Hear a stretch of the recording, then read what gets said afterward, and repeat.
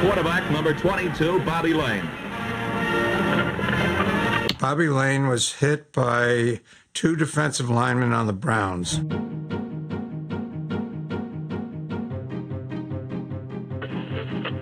And had a broken leg.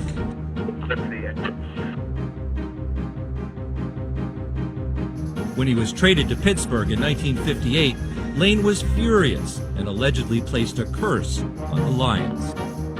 Curse of Bobby Layne? You would have to ask me that, wouldn't you? I don't know specifically what it is, but there's so many freaking curses around here. Why not throw Bobby into it? What is it? When they traded him, he basically sort of said, you know, well, this place isn't going to win for 50 years. Everyone celebrates. This team will win for 50 years, he said. Supposedly, Layne said the Detroit Lions are never going to win again. And it hasn't. I did do some things that I do regret now.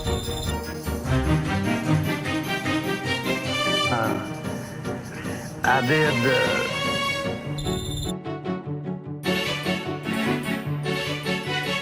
as I always said, I went in the front door. I didn't sneak in the back. It sounds like him, you know, because he believed the world went around him, and without him, it was going to stop.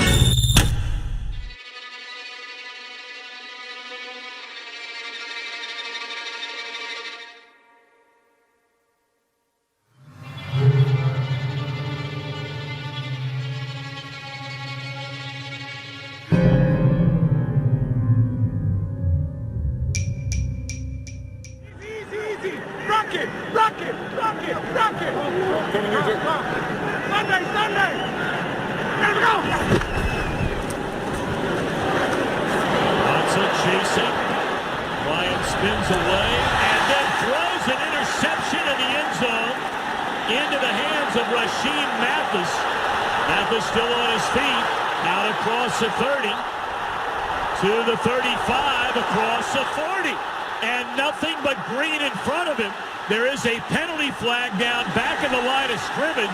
Mathis is going to need oxygen to get to the end zone, which he does. And there are penalty flags at one end of the field and at the other end of the field. That is a 103-yard return for Rasheed Mathis. There were fouls by both teams prior to the interception. Pass interference number 22. Pass interference number 22. During the return, personal foul, illegal low block, number 2 of the offense. By rule, both fouls will offset. We'll replay the down. Well, there is no 22 on the Lions. We know 2 is Matt Ryan. Bobby Layne would be highly upset to think that he committed a penalty on that play, but I'm not sure. So that 103-yard interception return for a touchdown will not stand.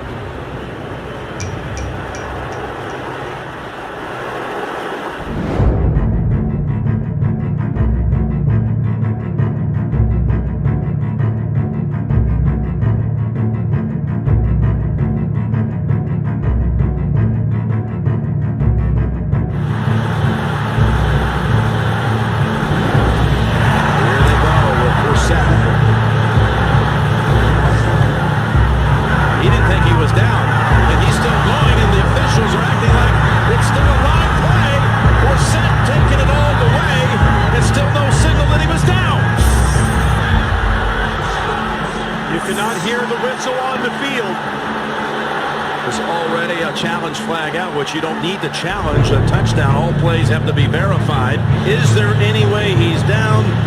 Elbow, forearm, he's going to be down. Yes, he is down. I think his knee was down after contact. That's got to be him down. He's down. Absolutely. That's coming back. The result of the play is a touchdown. The play is not reviewable by Detroit.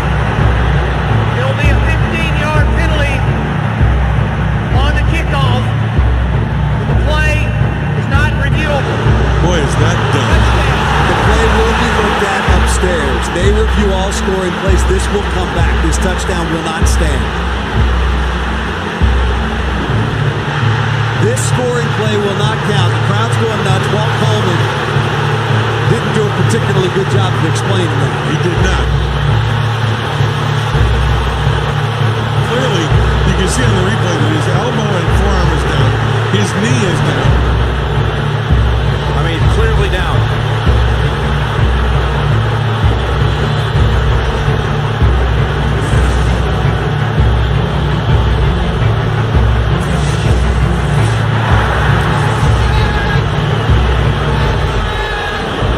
This Lion crowd is livid.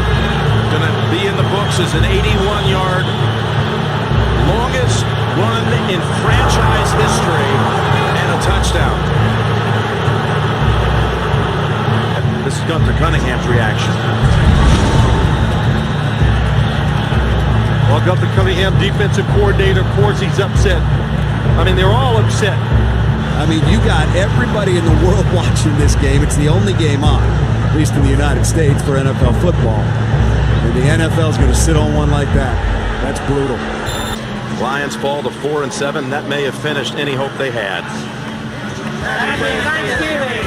And a thank you to you, Walt Coleman, and your crew. And again, happy Thanksgiving, everyone. The Thanksgiving tradition continues here in Detroit.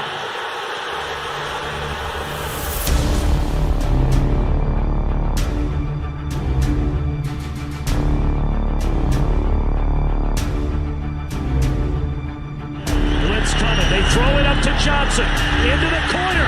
Touchdown, Calvin Johnson. Unbelievable throw by Hill and a miraculous catch. Leaping high over Bowman by Calvin Johnson. And the Lions, who had one, are they saying, wait a minute? The officials gathered down in the corner after the initial indication of touchdown. The ruling on the field is that the runner did not complete the catch during the process of the catch. It is an incomplete pass. It will be third down Detroit.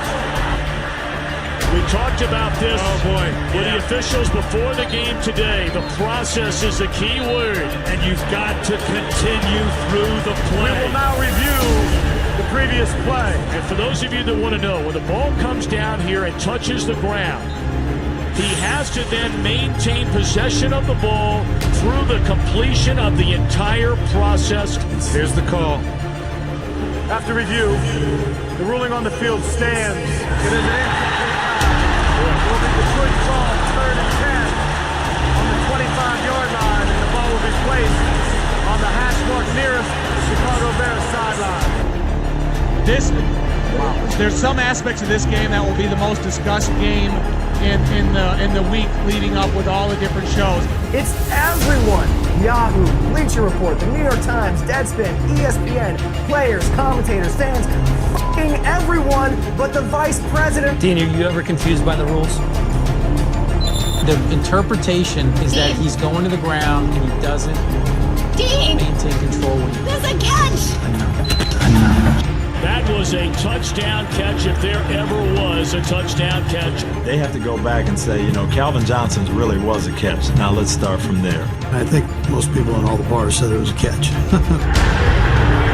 Lions just got hosed, ladies and gentlemen. I mean hosed. Over on the field, but in terms of discussion, you can bet the Lions will be buzzing in Chicago and in Detroit. That was the stupidest thing ever.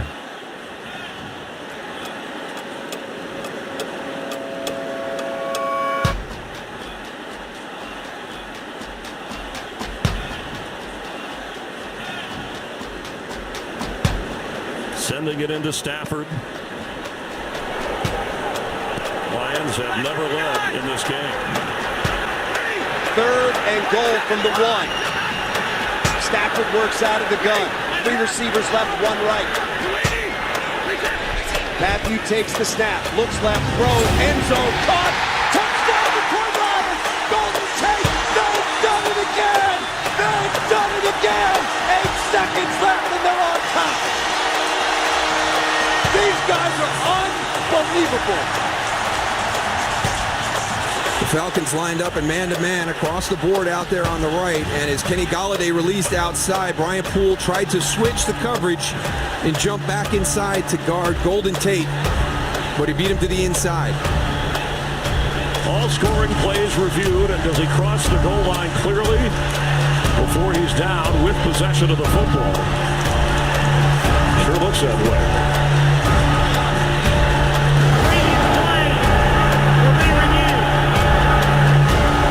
And you want to get this right.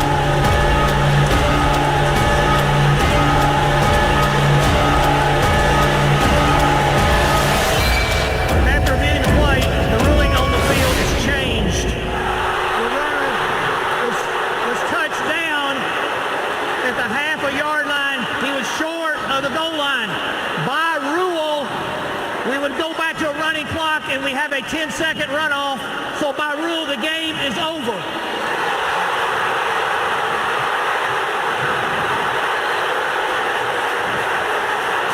You can't end a game that way. I mean, that's just an unusual way to end a game. Has this happened before, Dean, in your years of calling a game, officiating? Not like this. So I know right now the Lions fans are just in a state of shock, thinking that they had just won the game to now finding out that they actually lost the game. Somewhat ceremonially, they're running the clock down from 8 to 0, and now there's no time left. Wow.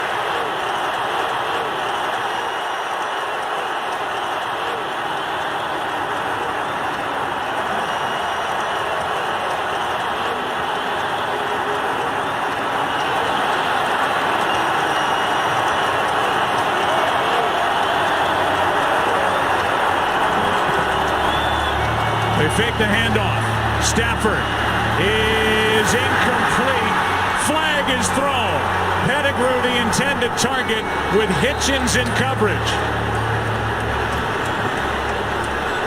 Pass interference, number 59. Defense, automatic first down. It's a huge call, and we'll check in with Mike Pereira. You like the call? I'll tell you, the key is if you're the official, you're looking to see if the defender is playing the ball. If he's not, and there is contact as the receiver reaches back for the ball, it is going to be in the defense. That's pass interference. A huge call.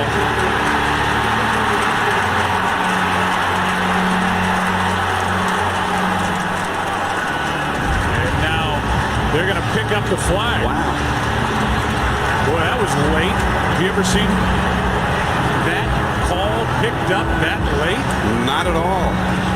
So it not only surprises us, Mike, it surprises you.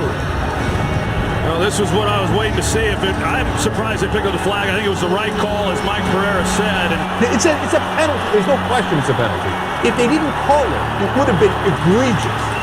They called it, and they got talked out of it. Matthew Stafford had a word for Pete Morelli on his way off the field. Hey, Pete, that's unbelievable. That's unbelievable. You know it. You know it is, though. I know. How does that get overturned? How does that get overturned? Hey, that's unbelievable. Congratulations. It's unbelievable. Can we explain that or no? Just flat out overturning a pass interference call? I understand, but your man saw it and threw the penalty. But I've never in the history seen one turned over. Congratulations, man. First time in the history that's happened. And in my entire life, I think everyone is saying this, I have never seen a call changed after the referee said it out loud, ever, not one time. Even a Bears fan has to admit that was a little suspect.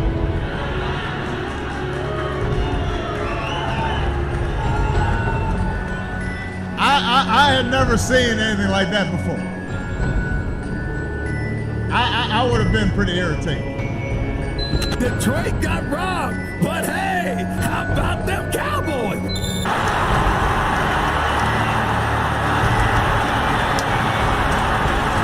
Lions fall to the Cowboys 24-20 in tonight's wild card game. That meant big disappointment. Interference called, interference announced, and then interference picked up. Well, I'll tell you, I watch a lot of football, see a lot of plays. To me, you can't pick that flag up. So for everybody in Detroit, I'm baffled with you. I have no idea And there's no doubt in my mind, they got this one wrong. Most of the Detroit Lions players have remained mum about the call. I give them a lot of credit because after the game, they were visibly upset. Left it all out there with those shoes. Is that why you feel the way you do now? Push it.